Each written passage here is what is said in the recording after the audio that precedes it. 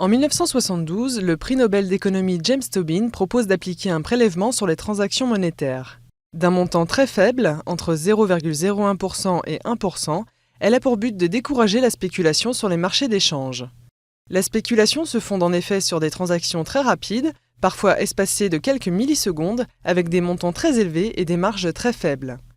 En annulant ces marges, la taxe Tobin agirait donc comme un frein à ces transactions qui perturbent les marchés. Les mouvements de change utiles à l'économie, eux, ne seraient pas empêchés, car leurs bénéfices resteraient bien supérieurs.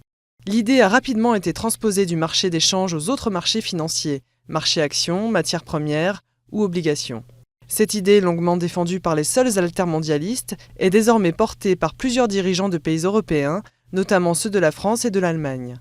Selon le projet de la Commission européenne, elle pourrait rapporter quelques 55 milliards d'euros par an. Mais pour ses détracteurs, elle ne peut être adoptée que dans un grand nombre d'États simultanément. Un pays qui la mettrait en œuvre unilatéralement risquerait en effet de voir une part importante de ses activités financières lui échapper. C'est ce qui s'est passé en Suède dans les années 80, la seule fois où cette taxe a réellement été mise en place. En 1984, le gouvernement social-démocrate introduit des prélèvements sur les échanges d'actions et d'obligations, puis en 1989, sur les échanges monétaires. Les transactions se sont rapidement déplacées vers d'autres places financières, notamment Londres, et la mesure a été abandonnée en 1991.